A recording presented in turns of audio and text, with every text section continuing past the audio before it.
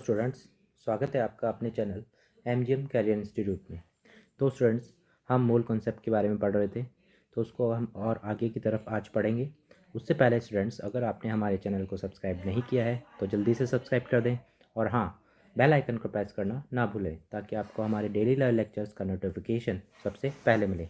Okay students, तो आइए अब हम मूल कॉन्सेप्ट में आगे बात करते हैं। तो आज का हमारा सबसे पहला टॉपिक है empirical formula and molecular formula. Empirical formula and molecular formula, तो ये क्या चीज़ है? एम्पिरिकल फार्मूला, एम्पिरिकल फार्मूला किसी भी कंपाउंड या किसी भी सब्सटेंस का वो फार्मूला होता है जिसमें जो उसमें एटम प्रेजेंट होते हैं या फिर जो एलिमेंट प्रेजेंट होते हैं वो एक सिंपल रेशियो में प्रेजेंट होते हैं। ठीक है, तो ये है, it is a chemical formula which contains simple ratio of atoms. मतलब कि उसमें एटम्स का जो रेशियो है वो सिंपल रहेगा, है ना, सिंपल रेशियो में वो प्रेजेंट होंगे। मॉलिक्यूलर फार्मूला, मॉलिक्यूलर फार्मूला किसी भी सब्सटेंस का वो फार्मूला होता है जिसमें जो एटम होते हैं वो एक्चुअल नंबर में प्रेजेंट होते हैं। ठीक है, in molecular formula actual number of atoms present of substance, substance के एक्चुअल नंबर में कितने एटम्स प्रेजेंट हैं, मतलब एटम्स कितने नंबर में हैं, वो सारा उसमें एक्चुअल नंबर में रहता है। इसको मॉलिक्यूलर फार्मूला बोलते हैं। जैसे कि फॉर एग्जांपल अगर मैं कोई कंपाउंड लूँ, जैसे कि मैं ले लेता हूँ सपोज C6H12O6, ये किसका फार्मूला है? ये मॉलिक्यूलर फार्मूला है किसका? मॉलिक्यूलर फार्मूला है ग्लूकोज का। ठीक है, ग्लूकोज का। अगर मुझे इसका ही एम्पिरिकल फार्मूला लेना है, बनाना है, तो मैं क्या करूँगा, इसमें से 6 कॉमन ले लूँगा तो ये बन जाएगा CH2O। तो ये फार्मूला बन गया, क्या बन गया अपना? Empirical formula. तो आपको ये समझ में आ रहा होगा कि जो एम्पिरिकल फार्मूला है उसमें जो एटम्स या फिर जो एलिमेंट प्रेजेंट होते हैं वो एक सिंपल रेशियो में प्रेजेंट होते हैं, एक सिंपल रेशियो में प्रेजेंट होते हैं। और जो मॉलिक्यूलर फार्मूला होता है उसमें एटम्स या फिर एलिमेंट अपने एक्चुअल नंबर में प्रेजेंट होते हैं, जैसे कि 6, 12 and 6। Okay students, I hope आपको मॉलिक्यूलर फार्मूला और एम्पिरिकल फार्मूला में डिफरेंस समझ में आ गया होगा। नेक्स्ट अपना टॉपिक है relation between molecular formula and empirical formula. यहाँ पे 2 फार्मूले दे रखे हैं, इन फार्मूलों को याद तो करना ही है लेकिन अपने को मेथड पता होना चाहिए। ठीक है, तो फर्स्ट जो फार्मूला लिखा हुआ है वो लिखा हुआ है molecular formula equals to n into empirical formula. मैं अब MF एंड EF लिखूंगा। ठीक है, M molecular formula equals to n into empirical formula, और एन यहाँ पे एक नंबर होता है जिसका वैल्यू कैसे आता है? Molecular weight divide by empirical formula weight, molecular weight divide by empirical formula weight. इन दोनों फार्मूले को एक बार हम एक एग्जाम्पल के थ्रू चेक करके देखते हैं कि ये दोनों फार्मूले सही हैं या नहीं हैं। तो यहाँ पे लिखा है भाई C6H6, तो ये किसी कंपाउंड का मॉलिक्यूलर फार्मूला है। ठीक है, इसमें जो कार्बन है और हाइड्रोजन है वो अपने एक्चुअल नंबर में प्रेजेंट हैं। और अगर इसका मेरे को एम्पेरिकल फार्मूला बनाना है तो मैं इसमें से 6 कॉमन ले लूँ, तो ये क्या बन जाएगा अपना? Empirical formula. ओके, अब मॉलिक्यूलर वेट, सबसे पहले यहाँ निकालूंगा मैं मॉलिक्यूलर वेट। मॉलिक्यूलर वेट कितना आएगा इसका? 12 इंटू 6 प्लस 6, तो ये हो जाएगा 78। और अगर मैं एम्पेरिकल फार्मूला वेट निकालूंगा तो वो कितना हो जाएगा? 12 प्लस 1 दैट इज़ 13। अब मुझे n का नंबर निकालना है, तो n क्या हो जाएगा? Molecular weight divide by empirical formula wait, और ये कितना हो जाएगा? 6। ये हो गया 6। सबसे पहले n की वैल्यू निकाली मैंने, 6 आ गया। उसके बाद मैं फर्स्ट वाला formula molecular formula equals to n into empirical formula. तो मॉलिक्यूलर फार्मूला अगर मुझे निकालना है तो मैं क्या करूँगा, इस n को एम्पेरिकल फार्मूला से मल्टीप्लाई कर दूंगा, तो ये बन जाएगा C6H6, और यही हमारा क्या है? Molecular formula. तो इस तरीके से इन दोनों फार्मूलाज का हमें यूज़ करना है मॉलिक्यूलर फार्मूला और एम्पेरिकल फार्मूला निकालने के लिए। ओके स्टूडेंट्स, तो आइए अब हम इस पे कुछ क्वेश्चंस करके देखते हैं। ठीक है, तो यहाँ पे एक क्वेश्चन हमें दे रखा है, an organic compound contains 40% carbon, 6.67% hydrogen and remaining oxygen by mass. If vapour density of compound is 90 then calculate empirical formula and molecular formula. तो हमें कार्बन, हाइड्रोजन एंड ऑक्सीजन का परसेंटेज दे रखा है और कंपाउंड की जो वेपर डेंसिटी है वो दे रखी है कितनी? 90 दे रखी है, और हमसे पूछा है empirical formula and molecular formula क्या होगा। तो सबसे पहले मैं लिख लेता हूँ कौन कौन से एलिमेंट्स हमें दे रखे हैं। एलिमेंट्स हमें दे रखे हैं कार्बन, हाइड्रोजन एंड ऑक्सीजन। ठीक है, तो उसका मैं वेट अगर लिख लूँ, सपोज़ अगर मैं कंपाउंड का वेट 100 मानता हूँ तो कार्बन का वेट कितना हो जाएगा? 40, क्योंकि ये 40% दे रखा है। हाइड्रोजन का वेट कितना जाएगा? 6.67%, और रिमेनिंग 100 में से इन दोनों को प्लस कर दूंगा और माइनस कर दूंगा तो रिमेनिंग ऑक्सीजन आ जाएगा, तो वो हो जाएगा 53.3 33 ग्राम, ठीक है। उसके बाद नेक्स्ट हमें निकालने होते हैं इसके क्या, मोल। तो मोल निकालेंगे तो यहाँ आ जाएगा 40 डिवाइड बाय 12, ठीक है, सॉरी 40 डिवाइड बाय 12, यहाँ आ जाएगा 6.67 डिवाइड बाय 1, और यहाँ आ जाएगा 53.33 डिवाइड बाय ऑक्सीजन का वेट होता है 16।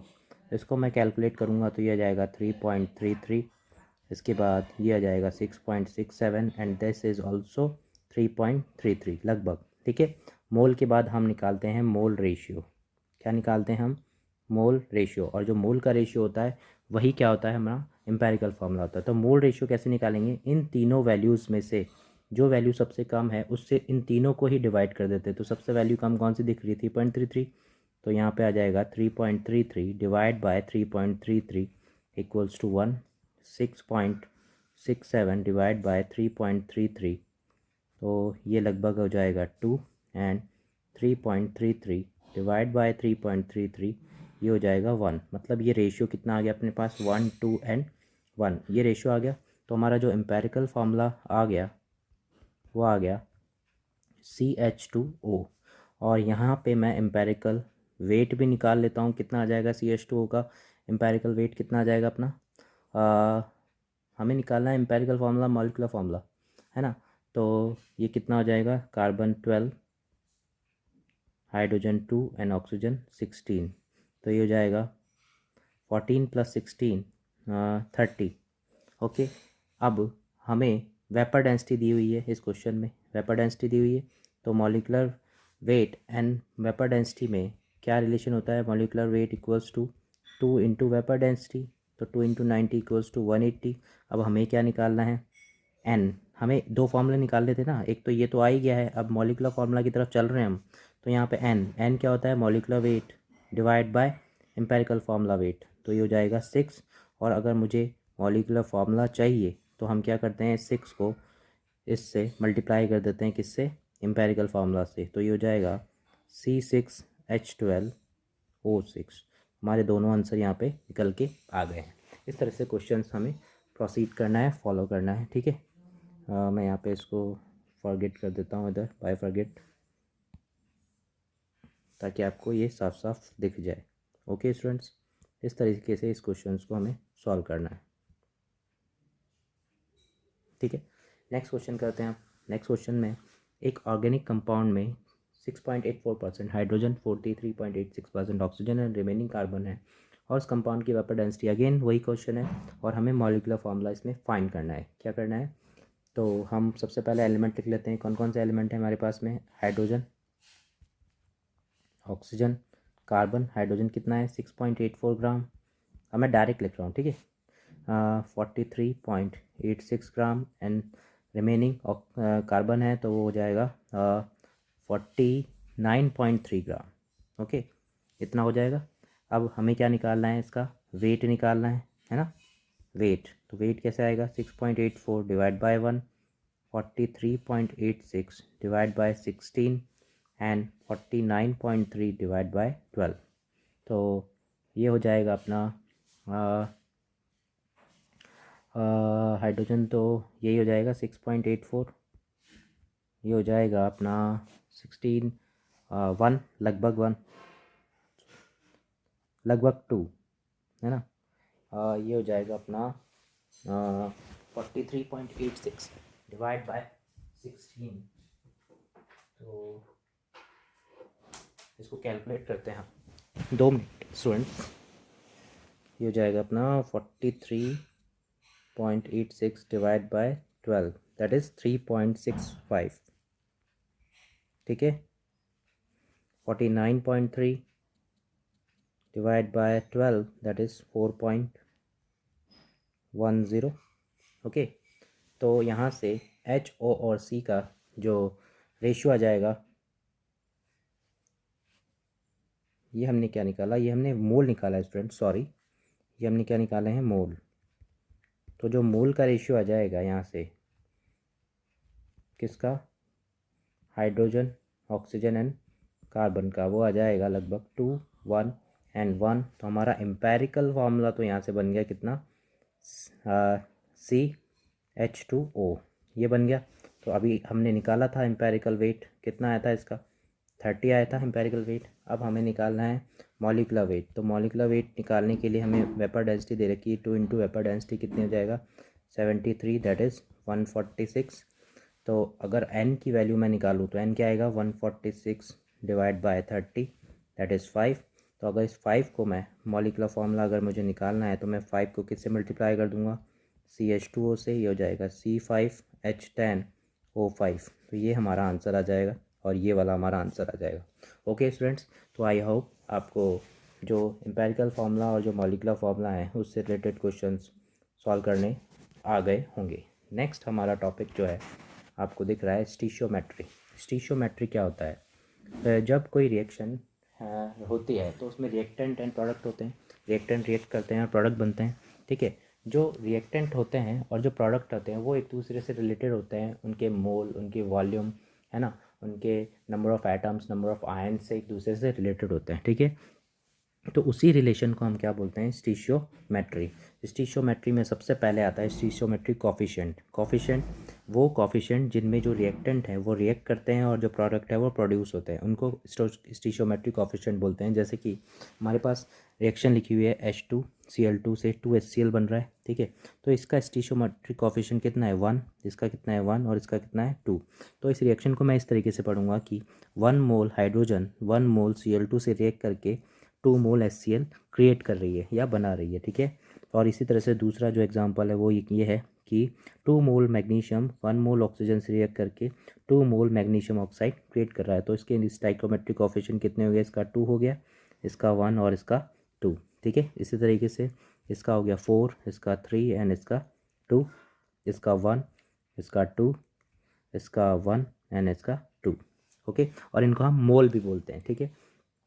तो फर्स्ट हम पढ़ते हैं इसमें मोल मोल स्टाइकोमेट्री, मोल मोल स्टाइशियोमेट्री, है ना। इसमें फर्स्ट केस आता है जब एक ही रिएक्टेंट दिया हुआ हो, हमें सिंगल रिएक्टेंट दिया हुआ हो, ठीक है। सिंगल रिएक्टेंट दिया हो, जैसे कि एक एग्जांपल हमें दे रखा है कि 1 मोल ए रिएक्ट करके मतलब डिसोसिएट होके 2 मोल बी एंड 3 मोल सी बना रहा है। और हमें क्वेश्चन में दिया हुआ है कि ए के 5 मोल हैं और हमसे पूछा है बी के कितने मोल बनेंगे एंड सी के कितने मोल बनेंगे। तो स्टूडेंट्स, हम इस क्वेश्चन को देख के, इस रिएक्शन को देख के हम ऐसा बोल सकते हैं कि from 1 mole A 2 mole B is formed,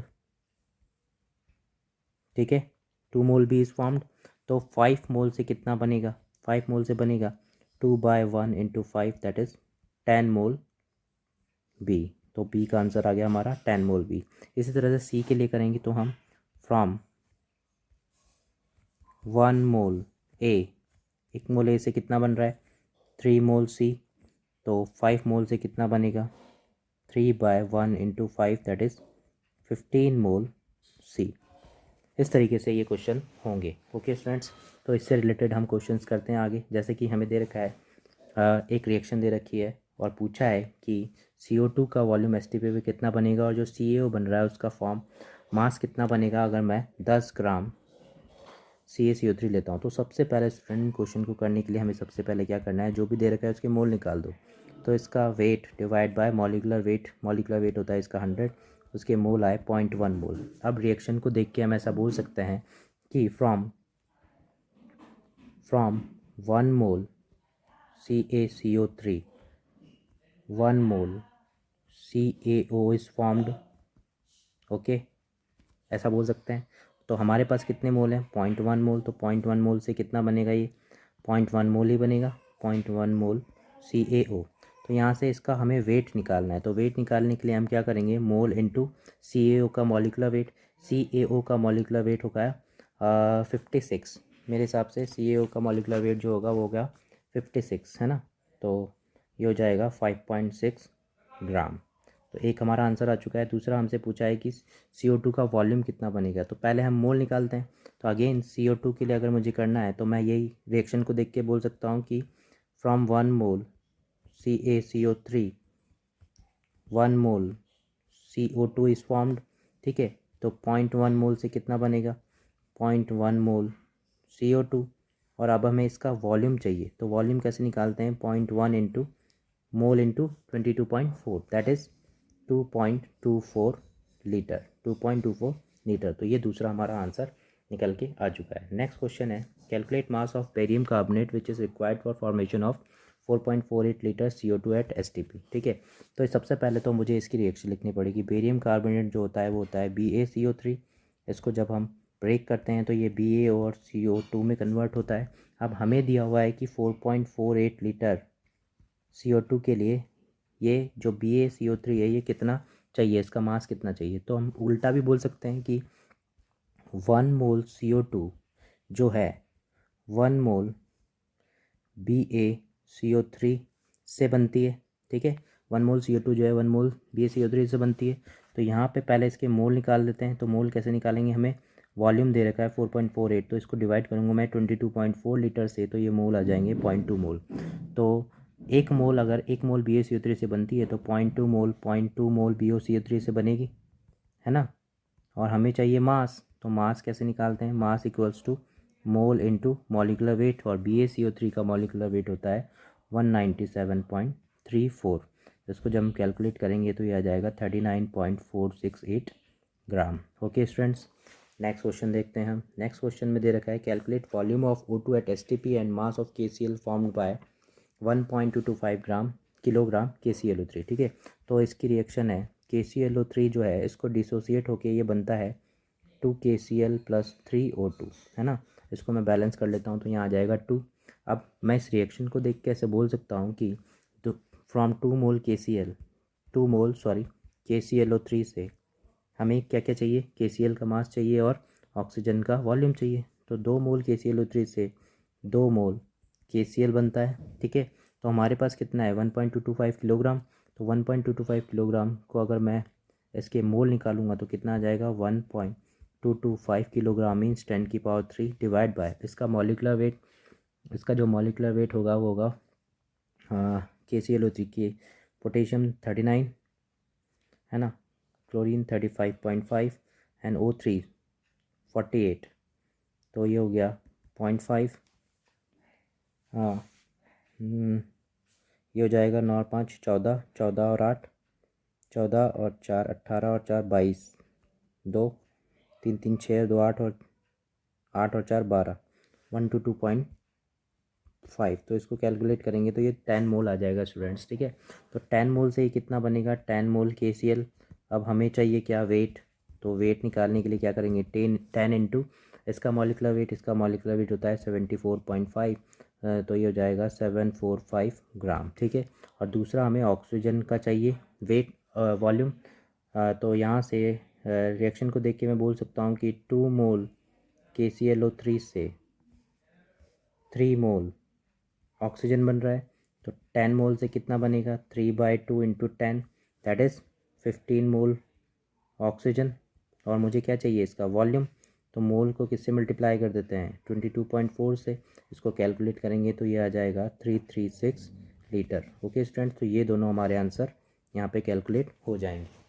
okay, next हम केस सेकंड की तरफ चलते हैं। केस सेकंड में क्या है कि जब एक से ज़्यादा रिएक्टेंट हमें दिए हुए हों, एक से ज़्यादा रिएक्टेंट दिए हुए हैं और लेकिन ब्रैकेट में लिखा हुआ है कि केवल एक रिएक्टेंट के बारे में हमें इन्फॉर्मेशन दी हुई हो, तो इसमें ज़्यादातर न्यूट्रलाइजेशन रिएक्शन होती है। न्यूट्रलाइजेशन रिएक्शन क्या होती है, एसिड एंड बेस की रिएक्शन, एसिड एंड बेस की रिएक्शंस। ठीक है, एसिड एंड बेस की रिएक्शन उसको बोलते हैं हम न्यूट्रलाइजेशन रिएक्शन। ठीक है, तो इससे रिलेटेड क्वेश्चंस अब हम देखते हैं डायरेक्ट, तभी ये हमारे पास समझ में आएगा।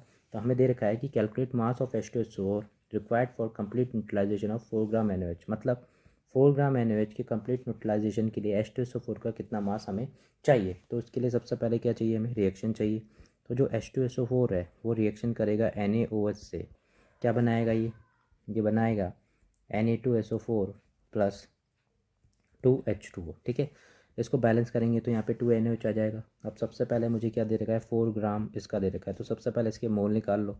इसके मोल कितने आएंगे 4 डिवाइड बाय इसका मॉलिक्यूलर वेट 40, तो ये जाएगा 0.1 मोल। ठीक है, अब मैं रिएक्शन देख के ऐसे बोल सकता हूँ कि फॉर 2 मोल NaOH, रिएक्शन देख के मैं क्या बोल सकता हूँ 2 मोल NaOH के लिए 1 मोल H2SO4 चाहिए। तो हमारे पास कितना है 0.1 मोल, तो 0.1 मोल के लिए कितना चाहिए 1/2 इंटू 0.1, 1/2 इंटू 0.1 मोल H2SO4, और हमें उसका मास चाहिए। ठीक है, तो मास कैसे निकलेगा, 1/2 इंटू 0.1 इंटू मॉलिकुलर वेट 90, तो ये हो जाएगा 4.9 ग्राम। ओके स्टूडेंट्स, तो इस तरीके से 4.9 ग्राम इसका आंसर आ जाएगा। नेक्स्ट है calculate volume of oxygen gas which is required for heating of 8.1 gram aluminium. तो सबसे पहले तो मुझे एल्यूमिनियम की हीटिंग वाली रिएक्शन लिखनी पड़ेगी, मतलब एल्यूमिनियम को हम हीट कर रहे हैं, जला रहे हैं, तो जो रिएक्शन होगी वो होगी एल्यूमिनियम प्लस ऑक्सीजन, ये रिएक्ट करके देता है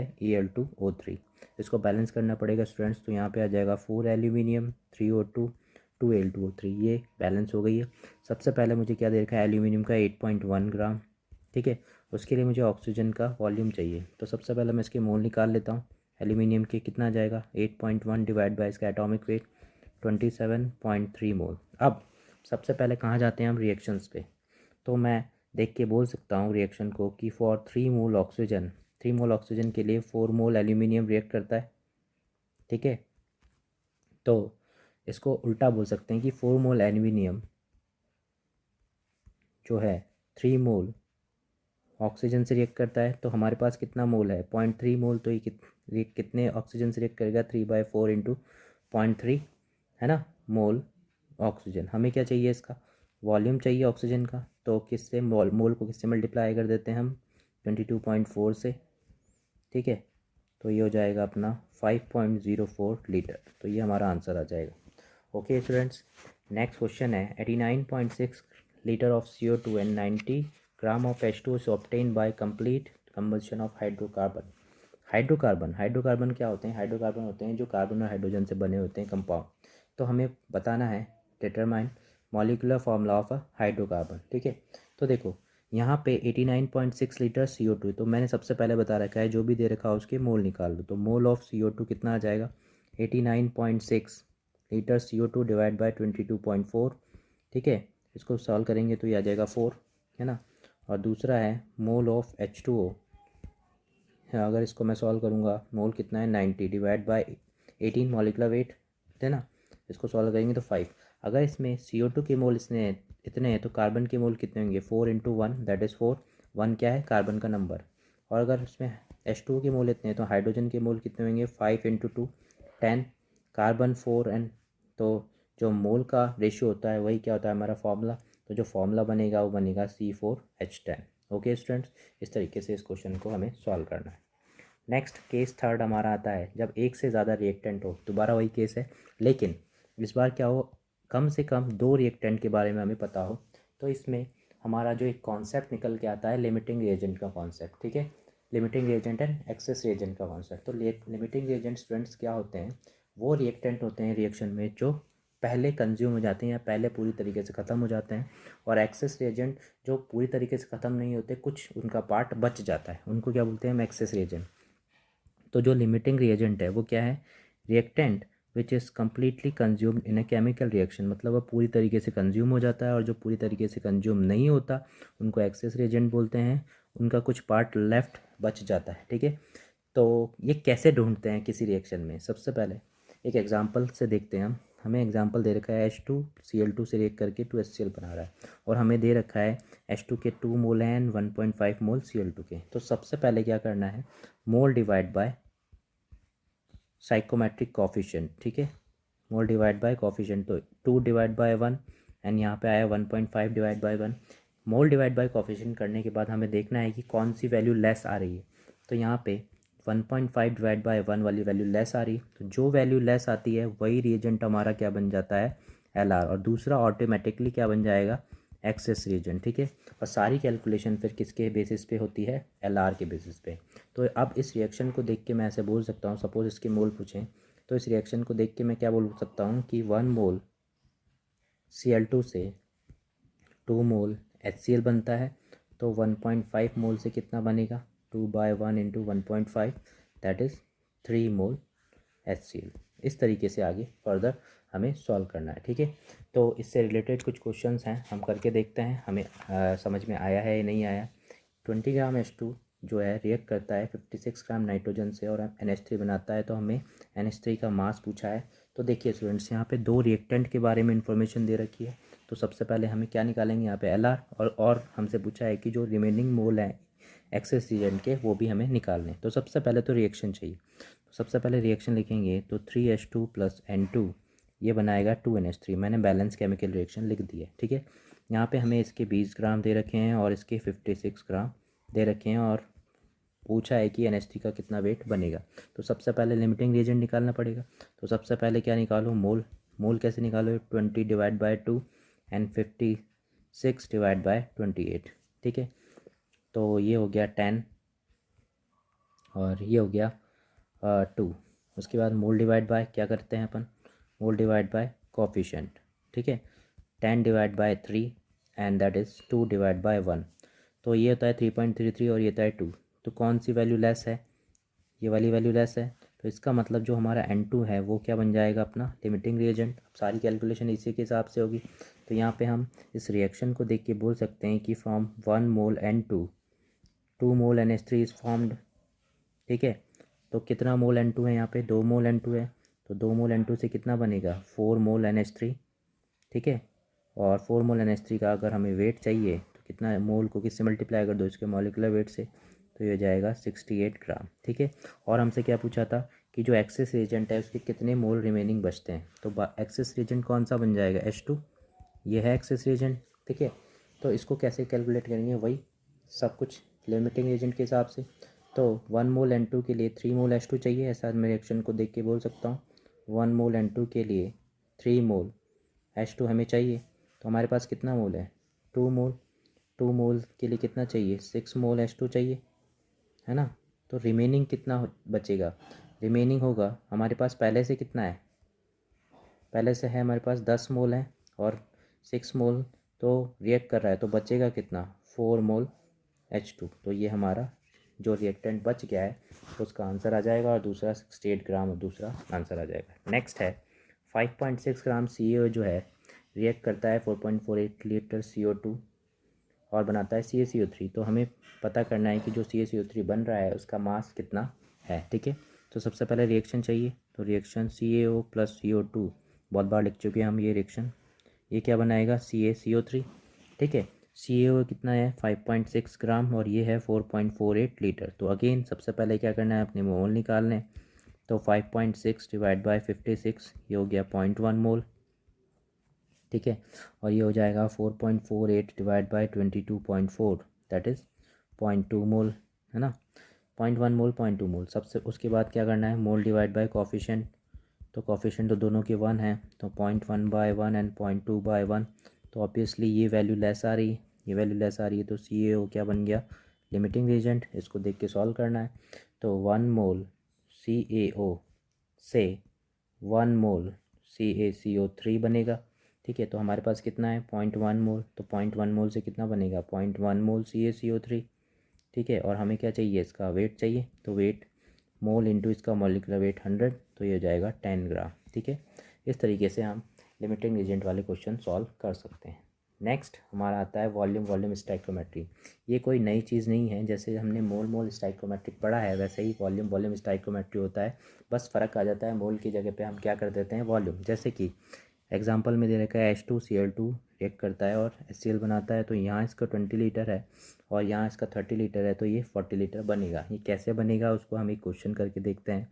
हमें क्वेश्चन में दे रखा है कि जो 10 लीटर H2 है वो 20 लीटर N2 से रिएक्ट करता है और बनाता है क्या है, NH3। तो हमें NH3 का वॉल्यूम पता करना है। तो अगेन LR लगाएंगे इसमें। तो सबसे पहले तो रिएक्शन लिख लेते हैं, N2 + 3H2 ये क्या बनाएगा, 2NH3। H2 हमें दे रखा है कितना, 10 लीटर। N2 दे रखा है कितना, 20 लीटर। तो अगेन मोल डिवाइड बाय कोफिशिएंट करेंगे। तो हम सबसे पहले मोल निकालने पड़ेंगे। 20 litre divide by 22.4 and 10 litre divide by 22.4। उसके बाद मोल डिवाइड बाय कोफिशिएंट, ठीक है। तो 20 divide by 22.4 into 1 and 10 divide by 22.4 into 2। 10 divide by 22.4 into 2, sorry 3। Coefficient कितना है, 3, ठीक है। तो ये वैल्यू ऑब्वियसली ये वैल्यू कम आएगी, ये वैल्यू कम आएगी। तो जो H2 है अपना, है ना, वो क्या बन जाएगा, लिमिटिंग रिएजेंट बन जाएगा। इसके बेसिस पे सारी क्वेश्चन सॉल्व होगा। तो 3 मोल H2 से 2 मोल NH3 बनता है। तो हमारे पास कितना है, तो मोल में अब नहीं करना है, हम वॉल्यूम स्टाइकोमेट्रिक पढ़ रहे हैं तो वॉल्यूम में ही कर देते हैं डायरेक्ट। 3 मोल से 2 मोल बन रहा है तो 10 डिवाइड बाय 10 लीटर से कितना बनेगा, 2/3 इंटू 10 मीन्स 20/3 लीटर। ठीक है, तो इस तरीके से हम मोल के अलावा वॉल्यूम में भी क्वेश्चन को सॉल्व कर सकते हैं। ओके स्टूडेंट्स, आई होप आपको आज का लेक्चर समझ में आ गया होगा। इसके आगे का मूल कॉन्सेप्ट हम अगले वीडियो में पूरा करेंगे। Okay students.